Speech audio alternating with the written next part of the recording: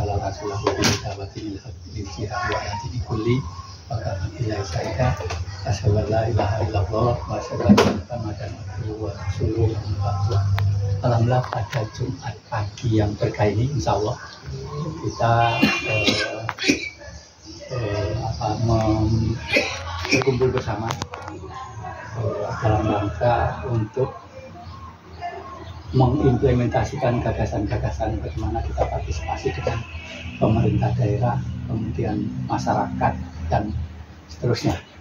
Oleh karena itu mudah-mudahan dari rencana kita rapat pendirian koperasi pemberdayaan masyarakat ini bisa ikut andil dalam memajukan kesejahteraan masyarakat pada umumnya, Sulawesi pada khususnya. Langkah-langkah kita ini alhamdulillah walaupun belum terlalu besar, tapi Pak Prof sudah melakukan action dengan slogan sejengkal tanah sejuta harapan, dan sering pertemuan-pertemuan ini yang dilakukan oleh Pak Prof, sehingga pembinaan dari yang kecil sampai yang nantinya insya Allah makro, mudah-mudahan mohon doanya bisa ke internasional koperasi ini, sebagaimana sejarah-sejarah koperasi di luar Jerman dan lain-lain itu luar biasa kemajuannya.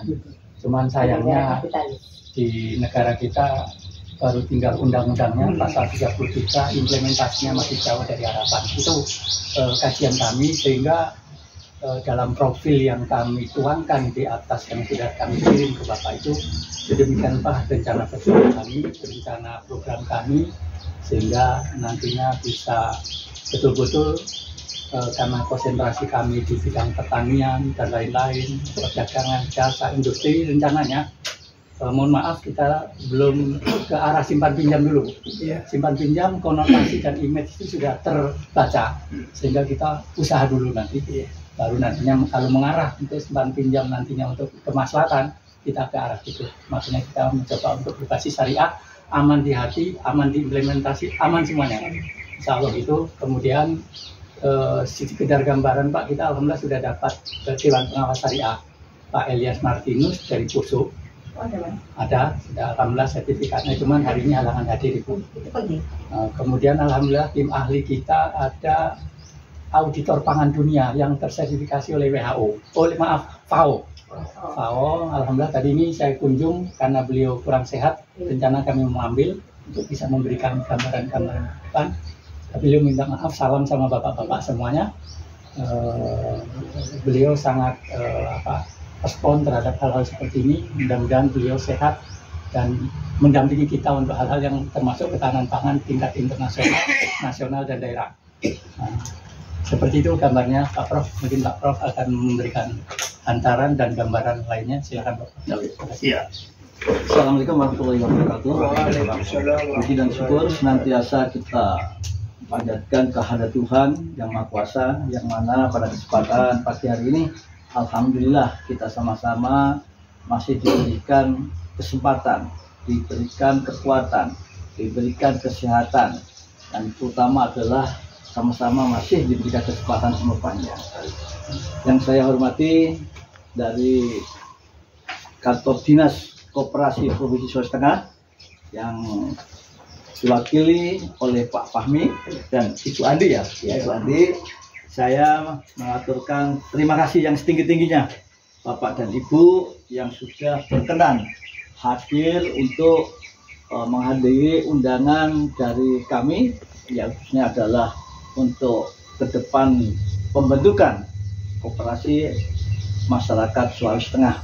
Ya insya Allah mudah-mudahan nanti bisa gayung bersambut, dan tentu harapan kami dari rencana pendirian Kopmas Sulawesi Tengah ini tidak terlepas masih sangat membutuhkan arahan petunjuk dari dinas koperasi yang berkompeten di dalam pembentukan koperasi dan binaan-binaan ke depannya, untuk supaya koperasi ini tidak seperti pengalaman masa lalu. Ya, koperasi yang lalu itu kan orang bilang sama dengan koperasi kredit bank kecil ya. Nah, kalau di Jawa seperti itu. Jadi kesannya hanya simpan pinjam, tapi oriented kepada yang lebih jauh sangat minim saat itu. Nah, kalau saya bicara untuk kepentingan yang ada di Sulawesi Tengah, ini sangat luar biasa. Seketika sekarang ada ruang yang cukup besar diberikan kepada institusi yang namanya koperasi. Kalau dulu koperasi sebelum regulasi yang baru hanya ngurus simpan pinjam, tapi saat ini koperasi bahkan bisa menangani persoalan masalah pariwisata, masalah tambang, masalah agrobisnis, masalah pertanian. Luas sekali. Ini kesempatan. Nah, sekarang tinggal bagaimana masyarakat yang melihat peluang-peluang yang ada di Sulawesi Tengah. Saya selaku warga Sulawesi Tengah, walaupun saya berasal dari Jawa, tapi saya berpikir dan saya bermimpi. Ya mudah-mudahan mimpi dan pikiran saya nanti ke depan bisa digunakan dan bisa membantu mendorong namanya Kopnas nantinya. Karena ada dua pemikiran sebelum merancang namanya Kopnas ini Pak Andi dan Ibu Andi, Pak Fahmi, Ibu Andi. Saya melihat peluang ini ada dua hal yang paling sangat perlu harus kita lakukan. Pertama, melihat sekarang ini kan perusahaan tambang di Sulawesi Tengah ini kan luar biasa, ya. Belum lagi yang perusahaan emas, belum lagi LNG, banyak sekali. Nah, di situ sebenarnya kalau pemerintah juga mau memikirkan rakyatnya, masyarakatnya, jangan sudah diobok-obok hasil sumber daya alamnya, sampahnya ke rakyat, duitnya ke mana-mana, nggak dinikmati oleh masyarakat. Ini yang kita sayangkan. Jadi pemikiran saya begini, seketika nanti Kopmas berdiri dan sudah punya standing hukumnya sudah jelas, maka saya minta pergub untuk dikeluarkan, bisa masuk kita ke perusahaan dalam arti walaupun cuma satu komoditi, misalkan contoh beras. Minta ke Pak Gub bahwa Kopmas ini misalkan diberikan kesempatan kerjasama komoditi beras dari Sulawesi Tengah. Kenapa beras? Karena lumbung beras kita kan luar biasa, Pak. Ya kan? Nah, kalau saat ini saya lihat bahwa komoditi yang ada di perusahaan itu diambil dari bukan Sulawesi Tengah, Pak, dari Kendari, dari Jawa, dari Makassar, yang kaya-kaya pedagang-pedagang dari luar Sulawesi Tengah. Nah, kenapa Sulawesi Tengah nggak bisa? Karena sangat adanya sekat yang luar biasa yang nggak bisa masuk. Nah, olehnya itu dalam hal ini pemerintah harus hadir, harus membela kepada masyarakat kita dengan cara apa? Ya seperti ini. Ya, ini yang memberi pemikiran saya. Yang kedua, Pak tadi sudah saya singgung di awal, walaupun belum ini, termasuk adalah kita bicara untuk kebutuhan UMKM perusahaan tahu tempe. Ya, tahu tempe ini ternyata saya juga baru tahu menyedot mengimpor bahan itu luar biasa, Pak. Untuk Kota Palu saja dari 14 perusahaan 500 ton, Pak, satu bulan. Bapak bisa bayangkan 500 ton ini kalau ini nggak ada di Sulteng, Pak. Ini dari Thailand sama Amerika. Nah, olehnya itu kami punya gagasan melalui Kopmas ini nanti mudah-mudahan pemerintah baik provinsi maupun kabupaten saya akan datangi dengan studi kelayakan yang valid untuk memaparkan kebutuhan yang ada dan kepentingan masyarakat ya. Atau kalau misalnya Kabupaten Sigi kita minta semua kedelai. Yang jelas kalau rakyat, masyarakat, petani itu intinya kan hasil panen saya siapa yang beli? Ada yang beli. Dan saya sudah hubungi 14 yang ada di Kota Palu, siap kerjasama, siap. Nah, memang saya inginkan kerjasama dulu. Setelah kerjasama oke, kita paparkan ke pemerintah. Pemerintah siap nggak mengarahkan pada petaninya? Kan catatan kan sudah dibeli, Pak. Misalkan sekarang harga per kilo itu 9.000. Misalkan kita perusahaan harus 9.000. Nah, nanti kita lebihkan sedikit untuk kepentingan Kopmas atau kepentingan masyarakat. Tinggal nanti teknis itu. Nanti teknisnya. Nah, ini yang membuat mimpi saya, mudah-mudahan masyarakat kita ini diberdayakan, Pak. Tapi tanpa kehadiran pemerintah, tanpa pemerintah juga membantu dengan gagasan ide dari masyarakat, yang nggak ada apa-apanya, Pak, hanya mimpi dalam tidur. Saya nggak mau mimpi dalam tidur, tapi mimpi dalam kenyataan. Sulteng ini luar biasa, sumber daya alamnya luar biasa, Pak. Ya, disedot berapa triliun kira-kira dalam, tapi coba rakyatnya yang dekat tambang. Saya sudah keliling di kemarin kampanye juga saya lihat kenyataan di lapangan, siap, Pak. Siap. Banyak ini, Pak. Benggal apa? Nah, contoh ya, sekarang sudah dampaknya sudah banjir kan? Kemarin banjir kan? Rumah sudah berapa habis? Pertanyaannya sekarang dengan perusahaan apa yang bisa berbuat kepada masyarakat kita yang ada seperti itu? Ada. Makanya ya mudah-mudahan saya berharap Bapak Ibu dari wakil dari pemerintah Dinas Koperasi Provinsi bisa memahami keinginan dan cita-cita saya untuk bisa sama-sama membangun Sulteng ini melalui dengan apa yang kita bisa lakukan. Yang jelas intinya kami berbuat melihat peluang dan pasar yang ada, Pak, kesempatan yang ada. Nah, kalau nggak ada itu bagaimana nantinya? Ya, barangkali ini dulu pembukaan saya, nanti diskusi lainnya. Ya, terima kasih Pak Prof atas gambaran secara umum dan alamat Pak Ganda ke Ketua Pak meminta arahan dan saran dari Bapak. Terima kasih. Kami silakan. Assalamualaikum warahmatullahi wabarakatuh. Waalaikumsalam warahmatullahi wabarakatuh. Mohon maaf sebelumnya, salam hangat dari salam maaf lagi salam hangat dan salam hormat dari pimpinan kami Pak. Dukung ada sesuatu hal yang bersama saja langsung untuk sama-sama kita memberikan fasilitasi. Makanya saya dengan Ibu Ani ini yang dididik untuk menghadiri sosialisasi ini. Jadi sebelumnya beliau kami menyampaikan bahwasanya koperasi ini memang menjadi ciri khas kita bahwa tidak pernah istilahnya kalah dalam artian selalu tampil di depan. Karena dengan adanya pembentukan koperasi ini juga kita mengharapkan bahwa koperasi yang nanti akan dibentuk dan legalitas hukumnya dan sebagainya sudah nanti diurus dan sebagainya, kami minta akan memfasilitasi karena terkait dengan komunikasi itu penting. Buat apa lembaga kita akan bentuk tapi kualitasnya tidak, kami bisa menjadi semacam nanti menjadi anak Pelanggar hukum. jadi mungkin sekilas saja itu Pak, karena terkait dengan penyuluhan mungkin Ibu Andi akan menjelaskan kami bersiap. Saya langsung Pak Aki ya. Ya, silakan Bu. Waalaikumsalam. Untuk ngobrolin koperasi dari awal sudah konsepnya sudah matang sih Pak menurut saya. Jadi Amin. Ya. walaupun itu tetap saya mau tugasnya untuk merepres lah Pak bukan ini. Jadi tentang koperasian itu adanya amanat Undang-Undang 25 tahun 1992 bahwa koperasi itu adalah badan usaha. Ini yang syukurnya alhamdulillah sudah matang konsep usahanya Pak. Kadang kami menyuruh koperasi tapi ini sudah usaha dulu. Jadi mindset masyarakat itu koperasi itu saya melihatnya di sini bahwa sudah tertanam bahwa koperasi ini perusahaan sudah matang konsep bisnisnya menurut saya. Jadi koperasi ada badan usaha yang beranggotakan orang-orang atau badan hukum koperasi yang berlandaskan kegiatannya pada prinsip koperasi sekaligus sebagai gerakan ekonomi rakyat yang berdasar pada asas kekeluargaan. Poinnya di sini bahwa koperasi itu adalah badan usaha. Jadi ini bukan badan sosial. Maksud itu dulu badan usaha berarti ada konsep bisnis di dalamnya, ada plan bisnis. Karena yang banyak terjadi badan hukum koperasinya sudah jadi tapi tidak ada konsep bisnisnya, jadi berakhir dengan badan hukum Pak. Dan itu menjadi PR-nya orang dinas. Badan hukum koperasi banyak tapi tidak ada kualitas karena konsep bisnisnya mengambang. Sekedar idealis saja. Ini tapi idenya ini tapi mereka belum bisa menerjemahkan dalam konsep bisnis yang memang betul-betul bisa nyata bahwa itu untuk kesejahteraan masyarakat.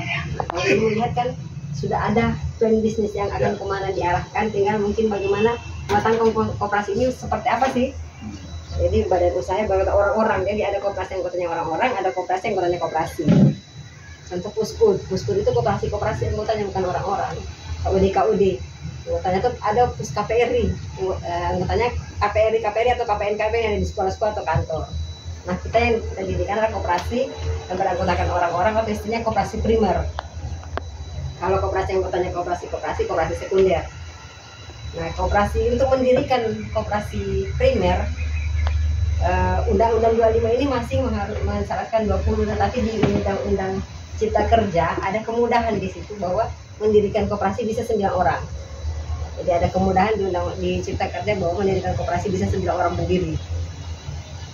Berdasarkan kegiatannya pada prinsip koperasi, ada 7 prinsip koperasi yang harus menjadi pedomannya di dalam merumuskan nanti anggaran dasar sebagai pedoman koperasi nantinya. Pertama bahwa keanggotaan harus bersifat terbuka dan sukarela. Jadi terbukanya seperti apa sampai kemana dibatasi, misalnya warga karena ini adalah badan hukum. Kalau keanggotaannya lintas kabupaten di Sulawesi Tengah berarti badan hukum provinsi. Jadi mungkin ini akan ke sana Pak ya, badan hukum provinsi Pak ya, yang anggotanya di semua kabupaten di Sulawesi Tengah. Kalau badan hukumnya anggotanya hanya ada di satu kabupaten, berarti badan hukumnya kota saja. Berarti pembinaannya ada di dinas kota di mana koperasi itu berdiri. Tentang keanggotaan bersifat terbuka dan sukarela, jadi tidak boleh, tidak bisa memaksakan. Makanya ketika di tahun 2019 itu ada, bukan himbauan sih, ada surat dari gubernur yang mengharuskan PNS itu menjadi anggota koperasi yang ada di Kowe. Saya termasuk orang yang bersuara bahwa harusnya tidak boleh, harus mengharuskan pegawai itu menjadi anggota koperasi.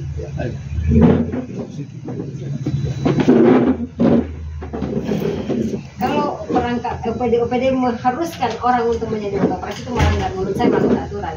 Tapi kalau menghimbau orang untuk koperasi itu sudah sewajarnya Pak ya, pemerintah. Tapi kalau mengharuskan itu tidak boleh. Kita memaksakan orang untuk menjadi anggota koperasi.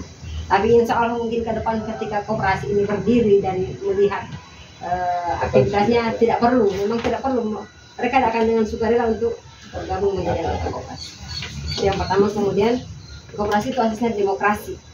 Prinsipnya koperasi ini membedakan koperasi dengan kan badan usaha di Indonesia PT, yang ada badan hukumnya itu PT, koperasi. Nah, PT kan secara ini tidak ada pengesahan badan hukumnya. Beda dengan, jadi kelasnya lebih tinggi sebenarnya koperasi.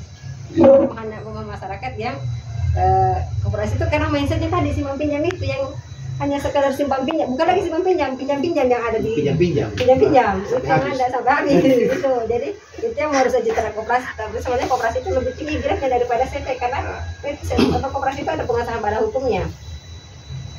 Demokrasinya kenapa? Semua anggota menjadi hak suara yang sama, tidak seperti di badan hukum persoalan terbatas bahwa pemilik saham terbesar adalah pemilik swasta yang terbesar di perusahaan itu. Tetapi kalau di koperasi semua orang mempunyai hak dan kewajiban yang sama. Semua orang bisa menjadi pengurus, dipilih menjadi pengurus dan seterusnya. Itu kemudian asas prinsip demokrasi ini dibuktikan pula bahwa di koperasi itu pemilik suara tertingginya ada di rapat anggota. Jadi apapun kebijakan di koperasi itu harus dituliskan melalui rapat anggota. Tidak hanya, tapi ada tentang pentingnya rapat anggota di koperasinya, ada permen sendiri yang mengatur tentang itu, bahwa rapat anggota seperti apa yang menjadi pemegang suara tertinggi, ada aturannya. Kemudian prinsip yang ketiga, balas jasa dan seimbang dengan partisipasi anggota.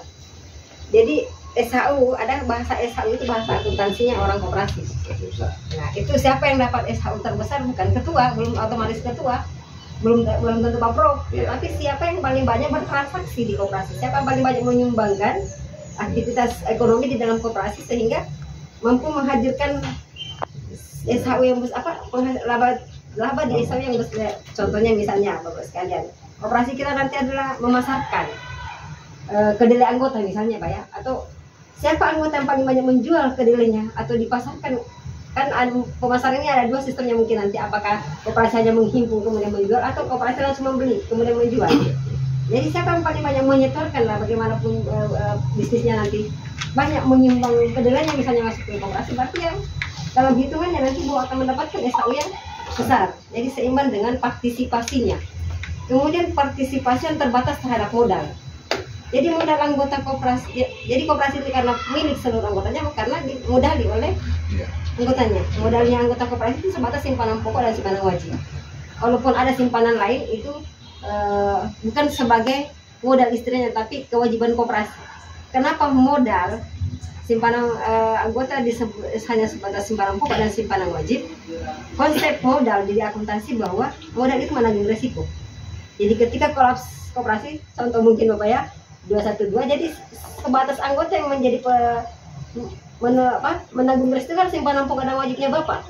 Tetapi selebihnya itu kalau ada simpanan lain, itu kewajiban koperasi untuk mengembalikan.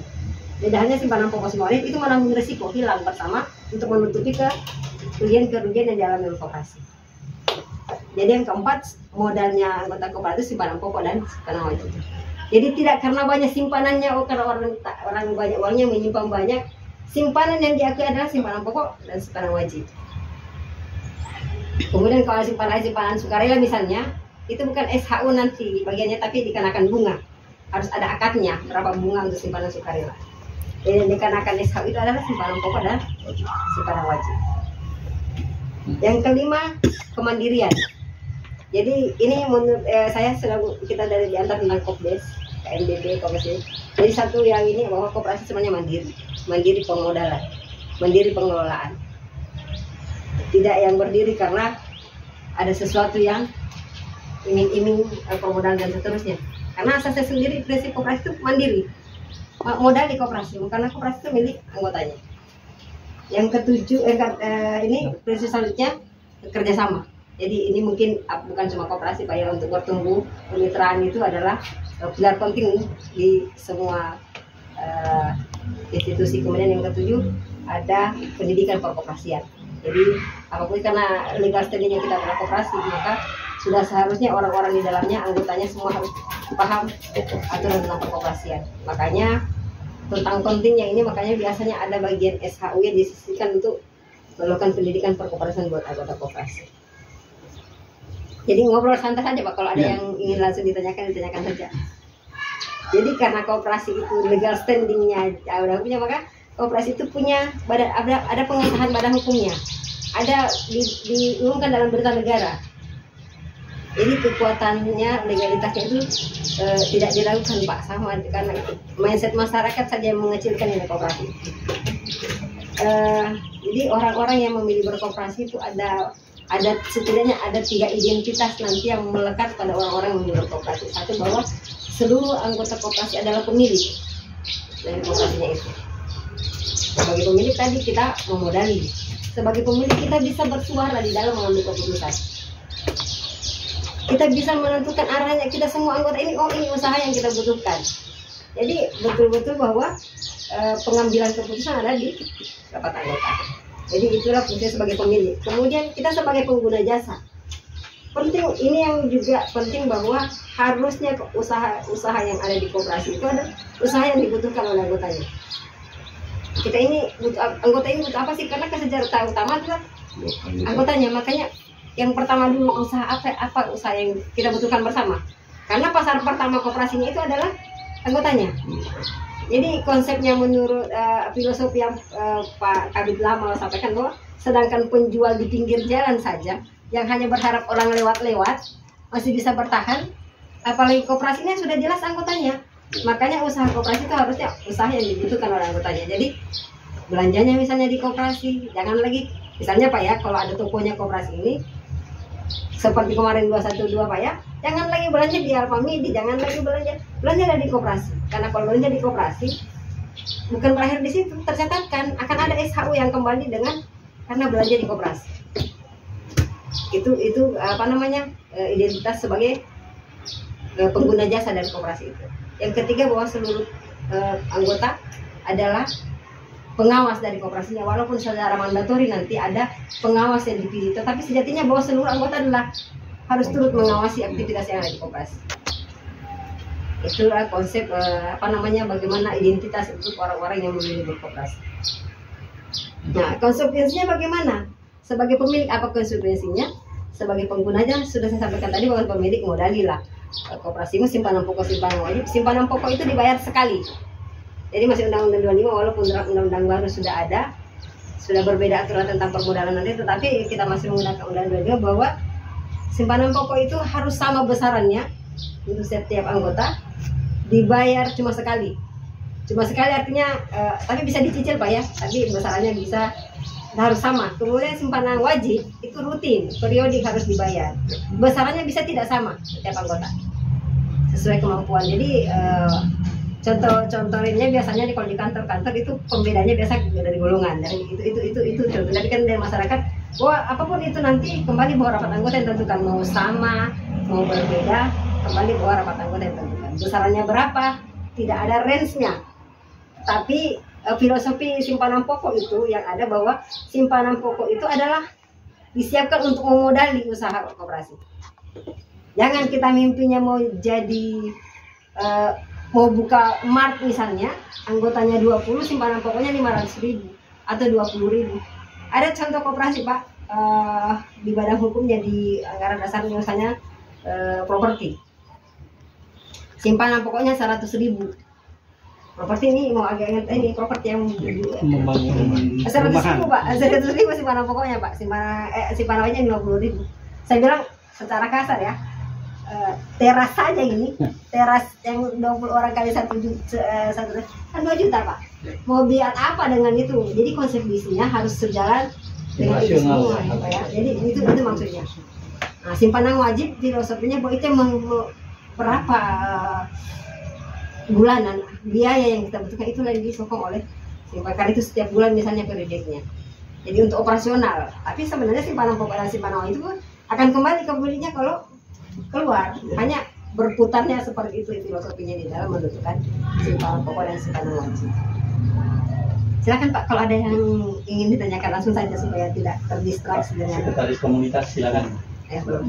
Ya, antara dua ini Pak, agak diterima atau kayaknya gampang nih? Ya, insya Allah. Ya, silakan. Saya kirim Sudah dengan, paham ya, dengan teman-teman. bisnis yang tadi, konsep Ya, ya. bisnis tadi saya pikir Ya. sudah dipahami. Kemudian sebagai pengawas tadi bahwa memanfaatkan rapat anggota untuk menyampaikan. Jadi rapat anggota itu tanggung jawab rapat anggota sebagai pemegang kekuasaan tertinggi di koperasi harus dilaksanakan minimal 1 kali dalam setahun. Dan itu PR-nya pengurus. Jadi siapapun pengurus yang terpilih itu punya beban. Wajib. Sudah punya beban satu di aturan bahwa dia yang bertanggung jawab untuk melaksanakan rapat anggota. Karena rapat anggota yang sekali setahun misalnya dilaksanakan misalnya rapat anggota tahunan, itu medianya pengurus untuk menyampaikan laporan pertanggungjawaban yang demikian juga dalam pengawas. Medianya anggota untuk menyampaikan segala unek-uneknya, mau saran, mau kritik, di sana tempatnya. Karena koperasi bersama. Jadi itu kayak tanggung jawab pelaksanaan rapat anggota, karena salah satu indikator koperasi yang bagus itu adalah melaksanakan rapat anggota tahunan. Mau itu koperasi sudah beraktivitas atau tidak, tetap melakukan rapat anggota untuk mempertanggungjawabkan. Kalau belum berjalan aktivitas usahanya misalnya, laporkan, berkumpul bersama, bicarakan apa gimana masalahnya sampai usaha ini tidak berjalan. Karena ini rembukan ini kita sudah dalam bersama. Itu tentang kemudian di kelembagaan struktur internalnya atau kelembagaan perangkat internal koperasi itu ada rapat anggota sebagai pemegang tertinggi, ada pengurus dan pengawas. Pengurus jumlahnya harus dan pengawas harus ganjil, tidak boleh ada hubungan darah semenda, satu garis ini, 2 garis ke samping ke bawah dan jadi ibu bapak tidak boleh, tante belum boleh, suami istri belum boleh jadi pengurus, tapi kalau anggota boleh, tapi tidak boleh dipilih sekaligus menjadi pengurus. Kemudian aturan mengenai, jadi tentang nama koperasi juga itu minimal 3 kata ada, sudah ada. Kopmas ya, Kira-kira, itu. nah ini Bu, Itu konsepnya. Koperasi pemberdayaan masyarakat. 3. Harus 3 sih. Koperasi nggak dihitung. Oh iya. Pemberdayaan masyarakat apa gitu. Mbak, kalau garis besarnya gini, Kopmas gimana? Kalau kita konsultasikan tuh. Itu Kopmas kan apa ya Pak? Singkatan dari Kopmas. Koperasi pemberdayaan masyarakat. Pemberdayaan masyarakat. Koperasinya nggak dihitung 3 kata. Oh iya. Oh berarti ini harus Sudah setengah misalnya. masukan untuk direvisi ya Bu ya? Ya. bukan masih ditambah 3 kata. 3 kata. Nah, mungkin ada yang dengan aturan sekarang akan ikut jenis koperasinya. Jenis koperasi ada 5. Produsen, konsumen, jasa pemasaran, dan simpan pinjam. Nah, apa yang membedakan kelima? Apa yang menjadikan ini kita koperasi mana adalah usaha utamanya. Usaha utama yang menentukan kalau misalnya perdagangan, berarti dia ke konsumen. Akan ikut koperasi konsumen pemberdayaan masyarakat apa gitu. Oh. Nah, jadi kalau kedua satu dulu koperasi konsumen, karena memang usaha. Tapi kalau misalnya usahanya kita, usaha utama yang dilakukan oleh koperasi misalnya adalah sektor pertanian, misalnya mengolah dan seterusnya, itu produsen, koperasi produsen. Kemudian koperasi kalau misalnya jasa yang kita jual, tapi belum harus akan banyak usaha, tidak apa-apa ya usaha, tapi usaha utama itu yang boleh yang menjadi penentu jadi jenis usaha koperasi, jenis koperasi itu. Ini produsen ini. Nah berarti lebih cenderung, saya rasa mereka kesana kepada lebih cenderung ke produsen. Makanya koperasi, tapi unit-unit usaha lain bisa masuk. Iya. Usaha utamanya saya satu, kemudian di anggaran dasar itu akan ada usaha pendukung apa? Iya. Pendukung artinya ada kaitannya dengan usaha utama tadi. Pertanyaan apalagi misalnya penyewaan traktor dan seterusnya, contohnya Pak ya. Kemudian ada usaha tambahan, walaupun tidak bertanya, misalnya ada cateringnya nanti itu, ya bisa jadi seperti itu. Jadi apapun potensi bisnis yang akan ada Pak, dimasukkan saja pada saat ke notaris nantinya. Cari KBLI-nya, koordinasikan dengan notarisnya, karena KBLI yang menentukan. Cuma yang menentukan utama ini apa? Apa itu dulu bukan apa konsep bisnis sudah jadi. Kalau produksi pertanian itu kita segera ngambil langkah terkait dengan komoditi. Jadi di KBLI pertanian itu banyak. Jadi tinggal buka KBLI-nya apa yang paling banyak kita bisa kelola. Jadi munculkan saja banyak karena menambah. Jadi kan koperasi itu harus melakukan usaha sesuai dengan ada anggaran dasar. Melakukan usaha di luar anggaran dasar berarti melanggar. Jadi buatkan saja apa yang ada potensinya, masukkan saja supaya kita tidak merubah nantinya. Tidak merubah lagi. Jadi masukkan saja. Nanti di rencana kerja, kan ada rencana kerja dibutuhkan ke notaris nanti. Tidak usah dulu munculkan di 3 tahun pertama kalau misalnya memang belum.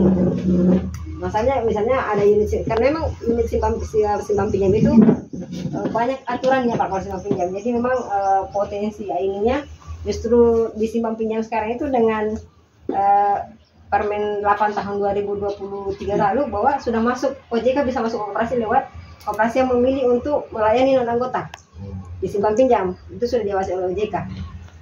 Jadi alhamdulillah kalau misalnya walaupun pada kenyataannya bahwa memang setiap anggota mungkin butuh permodalan, tapi kalau kita bisa dalam bentuk lain, artinya misalnya ada tokonya koperasi yang ala pertanian, ambilnya bukan simpan pinjam tetapi pinjaman di toko, seperti itu. Nah ketiga, pengawas jumlahnya juga harus ganjil. Jadi rapat anggota, pengurus, pengawas juga jumlahnya harus ganjil. Jadi bisa 5, 3 sesuai dengan kebutuhan yang ada, sama dan pengurus. Mau 5, mau 7 sesuai dengan kebutuhan. Pengurus sudah diganjil. Jadi harus ganjil semua, pengurus ganjil, pengawas harus ganjil. Sama aturannya tidak boleh ada hubungan semenda, harus dipilih melalui rapat anggota. Berarti nantinya ada dewan pengawas ya Bu? Nah, kalau dia syariah, lain lagi dewan pengawas syariahnya. Oh iya. Jadi ada pengawas, ada dewan pengawas syariah. Dewan pengawas syariah ini bisa dari bukan anggota. Oh iya. Bisa bukan anggota, tetapi memiliki sertifikat kompetensi sebagai pengawas syariah. Itu masih kurang di Palu. Saya baru dengar yang tadi Pak, Pak di Poso. Di Palu ada satu Pak, Marjan Bahmid. Kalau nggak salah ada satu di Palu juga. Marjan Bahmid atau? Marjan Bahmid. Iya. Tapi kalau Pak sudah ini, karena saat di Balkes yang di dinas kesehatan itu pengawasnya dari Jawa malah. DPS-nya, Dewan Pengawas Syariahnya, karena dulu belum ditemukan. Memang agak langka ini. Iya, agak langka DPS karena kan Dewan Pengawas Syariahnya masih ketuanya Pak Maruf Amin. Iya betul, ini masih Pak Maruf Amin. Tanda tangan sertifikatnya, iya. Ya, karena agak susah untuk dapat itu juga, jadi agak kurang. Sudah saya Pak sejak kan itu menjadi kendala kemarin waktu setiap ada yang mau mendirikan syariah, makanya waktu dimintai waktu ngobrol-ngobrol sama orang dinas termasuk Pak Kadis, mungkin saya bilang keberadaan ini pemerintah harusnya memberikan pembiayaan untuk ada ujian kompetensi ke orang-orang yang mau mengeser kompetensi Dewan Syariah supaya kita tidak perlu ke jauh karena akan mahal ternyata tidak tahu berapa bayarnya sebulan untuk sekedar kan memastikan berlakunya prinsip syariah Pak. Gunanya Dewan Syariah itu memastikan prinsip-prinsip syariah berjalan nih. Makanya kemarin saya cuma menyarankan silakan konvensional saja. Lebih bagus konvensinya badan hukumnya, tetapi prakteknya saya tidak apa-apa daripada berbasis syariah di anggaran dasar tapi pada prakteknya konvensional. Kan banyak begitu Pak. Barangnya tetap akadnya bagaimana tetap masih seperti biasa, simpan pinjamnya masih bukan bagi hasil tapi masih pakai bunga, seperti itu. Jadi ya itu yang mungkin yang jadi tidak saya dalam konsep bisnis mungkin sudah pasti bahwa yang membedakan jenis koperasi adalah unsur utamanya dan penting untuk memastikan perencanaan bisnis sebelum masuk untuk berkoperasi karena yakinkan bahwa sudah ada potensi bisnis yang akan kita lakukan, jangan sampai berakhir pada hukum Pak banyak sekali. Siap, mudah-mudahan. Tentang rapat anggota mungkin perlu kita highlight bahwa paling minimal dilakukan 1 kali 1 tahun, paling lambat 6 bulan setelah terakhirnya tahun buku. Jadi misalnya berdiri koperasi tahun ini di bulan September itu sudah boleh melaksanakan RAT paling lambat bulan Juni tahun depan. Justru Bapak mau bilang kan ada pertemuan-pertemuan rutin anggota juga sebenarnya jauh lebih bagus supaya kalian jangan menunggu rapat anggota tahunan yang cuma sekali. Tapi kan perkembangan ini apa masalah keburu habis masalah, sudah berlipat-lipat masalah, baru nunggu rapat anggota yang baru rapat kan hilang. Terlalu banyak masalah dan sudah berlalu. Itu hal-hal yang penting mungkin Pak kalau ditanyakan silakan. Jadi kalau ada tentang pengelola atau karyawan itu bisa dari anggota, bisa dari profesional yang bukan anggota, tetapi ada perikatan antara koperasi dengan pengelola tadi. Jadi pengelolanya bertanggung jawab ke pengurus. Ini pengelolanya, pengurusnya mempertanggungjawabkan ke anggota. Harus ada perikatan antara koperasi. Kemudian juga harus ada persetujuan rapat anggota untuk pengangkatan yang tidak orangnya, tetapi keberadaannya itu harus ada karyawan yang dibutuhkan. Tidak perlu siapa orangnya, biarkan pengurus membuat SOP-nya syarat ini, tapi keberadaan bahwa ada pengelola yang akan diangkat itu harus pengetahuan rapat anggota. Silakan misalnya di pertengahan perjalanan dibutuhkan segera dan susah untuk tidak apa-apa diangkat, tetapi pada saat rapat anggota tahunan itu diperhadapkan ke anggota bahwa kalau anggota merasa tidak terlayani dengan baik dan tidak menerima kebenarannya, berarti akadnya harus berhentikan. Jadi perakatan pertama itu terakhir pada saat rapat anggota tahunan. Kalau rapat anggota menginginkan untuk ternyata memang bermanfaat, pelayanan bagus, ini berarti bisa dilanjutkan. Ini yang mendasar Pak Selinya tentang koperasi kan bisnisnya. Ini kelembagaannya tadi karena itu yang menjadi ranahnya dinas untuk mendampingi. Untuk bisnisnya kan lebih konsep bisnisnya dibuatkan peraturannya sendiri. Silakan Pak kalau ada yang ditanyakan misalnya. Ada beberapa hal Bu yang kami tanyakan.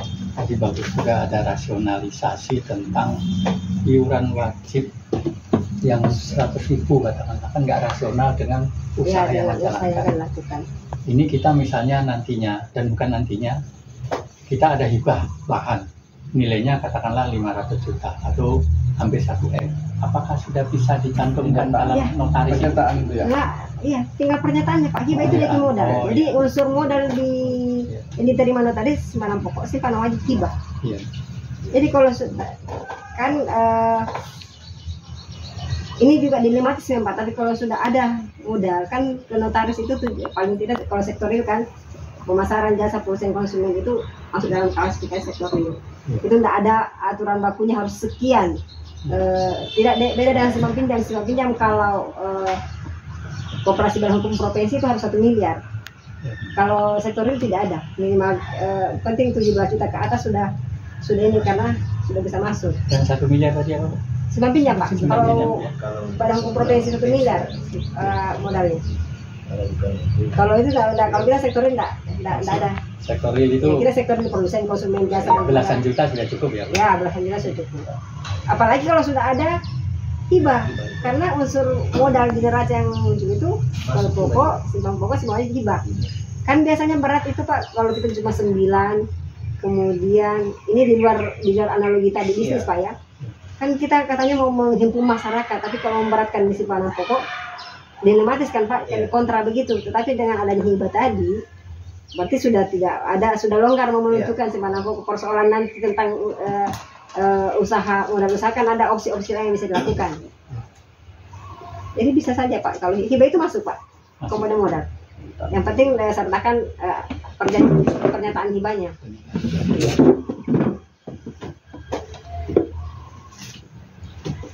Ada lagi Pak yang kemudian lanjutan dari kita ini Bu, untuk ke notaris dapat rekomendasi dari Bu? Enggak ada rekomendasi. Oh, langsung ke notaris dari hasil ini Bu. Jadi berita acara mungkin sudah ada formnya Pak ya?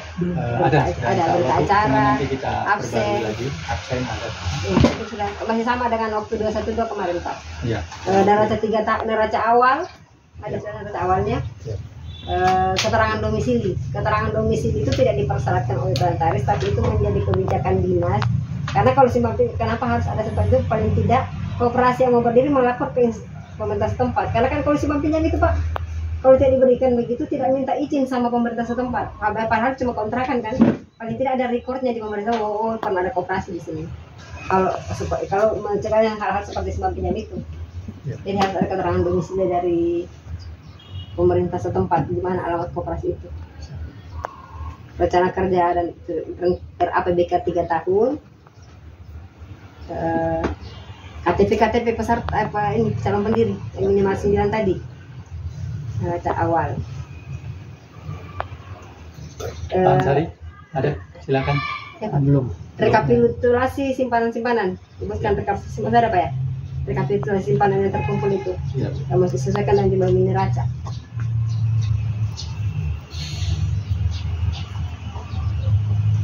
Jadi dipetakan saja semua potensi-potensi usaha yang akan dilakukan, dikonsultasikan dengan notaris KBRI-nya untuk dimasukkan Pak.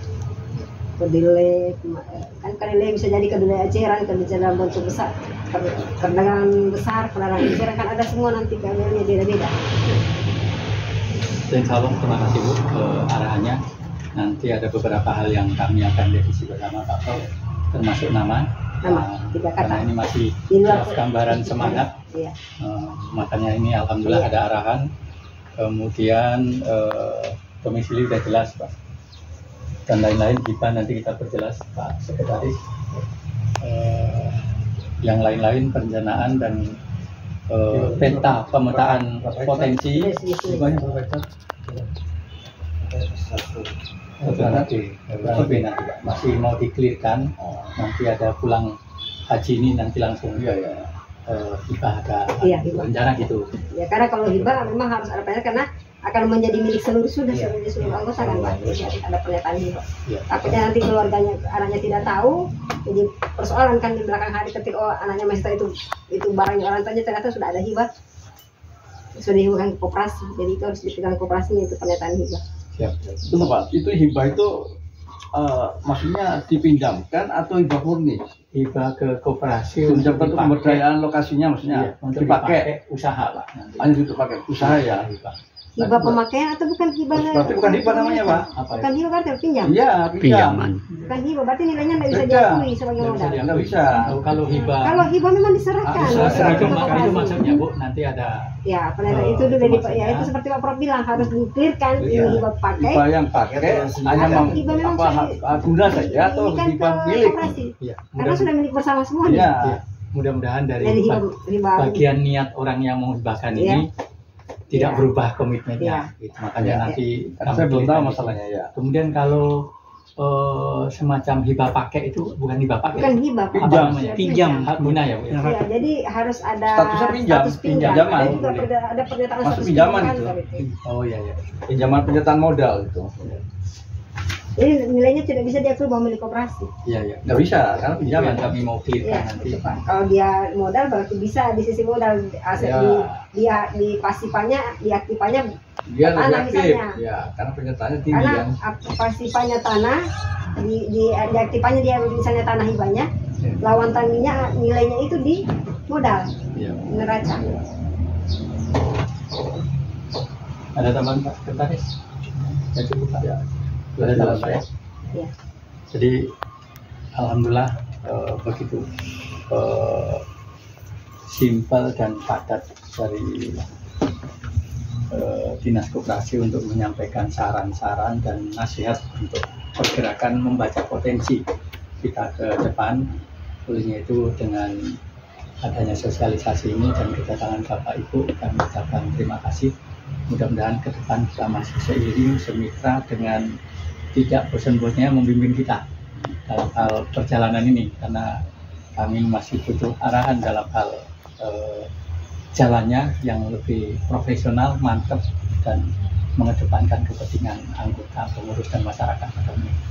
Demikian Pak, rapat sosialisasi dilaksanakan dengan mengucapkan hamdalah. Marilah kita tutup dengan membaca alhamdulillah.